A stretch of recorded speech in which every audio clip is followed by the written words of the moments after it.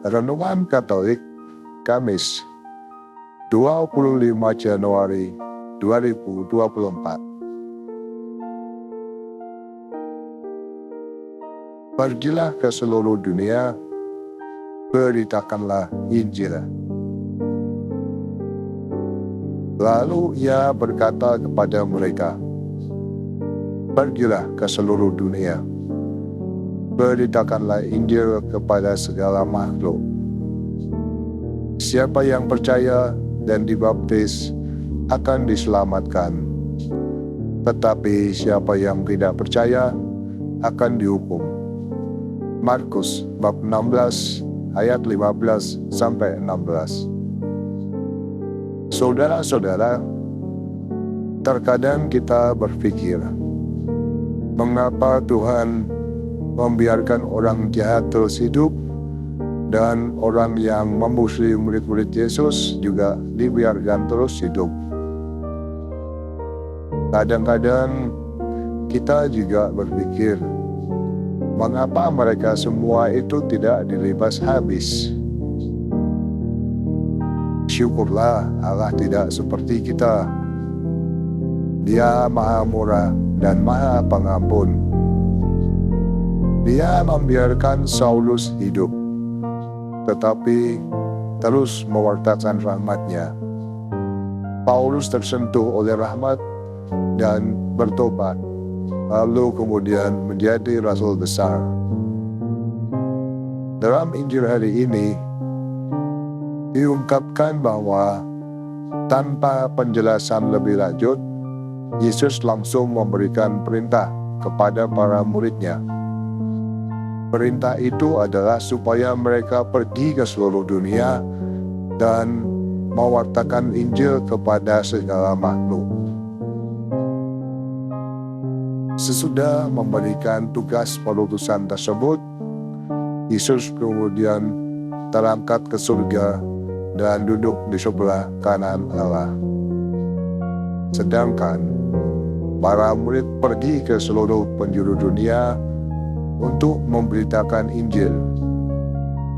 Allah bekerja bersama mereka dalam tugas perutusan tersebut. Saudara-saudara, kita pun diutus Tuhan untuk mewartakan Injil kepada semua orang.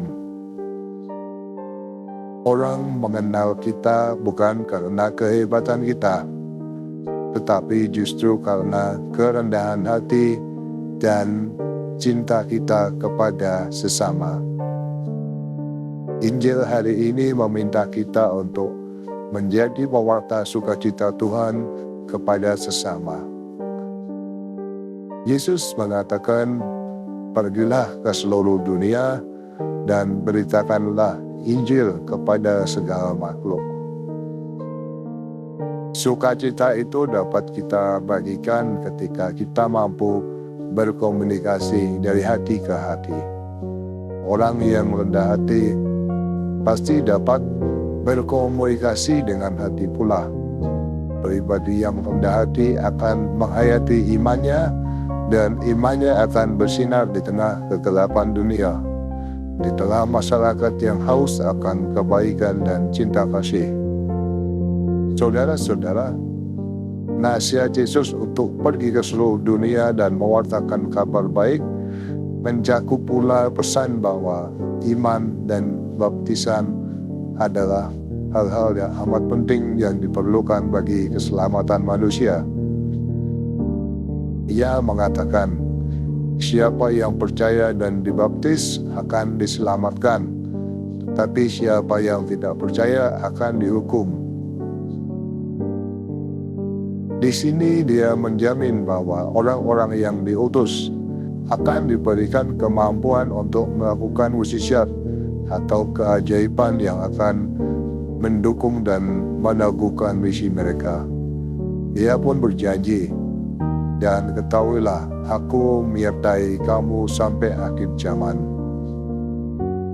Saudara-saudara, kita kadang ragu dan merasa belum siap dengan tugas perutusan kita. Padahal Yesus memanggil murid-muridnya selalu dalam konteks perutusan. Dipanggil untuk diutus memberitakan Injil dalam penyertaannya. Tidak jarang kita pun tak bernyali, bahkan mundur saat tantangan dan ancaman menghadang tugas perutusan kita. Kita adalah pengikut-pengikut Kristus zaman ini yang seharusnya terus-menerus memberitakan Injil kapanpun, dimanapun, dan kepada siapapun dalam situasi apapun.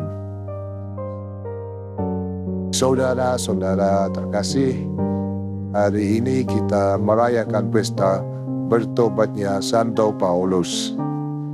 Santo Paulus yang awalnya bernama Saulus adalah orang yang membenci Yesus dan ingin membunuh para pengikut Yesus. Ia membawa surat kuasa untuk menangkap dan menghukum para pengikut Yesus. Namun di perjalanan, ia ditemui Yesus sendiri saat ia jatuh dalam perjalanannya itu. Perjumpaannya dengan Yesus membuatnya bertobat. Ia akhirnya sungguh-sungguh berubah menjadi murid Yesus yang hebat, yang setia mewartakan kasih keselamatan Tuhan ke seluruh dunia. Paulus menjadi rasul yang membuka jalan keselamatan kepada orang-orang non-Yahudi dan akhirnya sampai kepada kita di sini. Dialah rasul untuk orang-orang non-Yahudi. Tuhan Allah kami, Engkau telah mengobarkan semangat cinta kasih Rasul Paulus sehingga ia sanggup memperhatikan semua jemaat. Semoga sakramen yang kami terima ini mengobarkan dalam diri kami semangat cinta kasih yang sama. Demikian renungan hari ini. Selamat beraktivitas, semoga semuanya lancar, sukses dan selamat.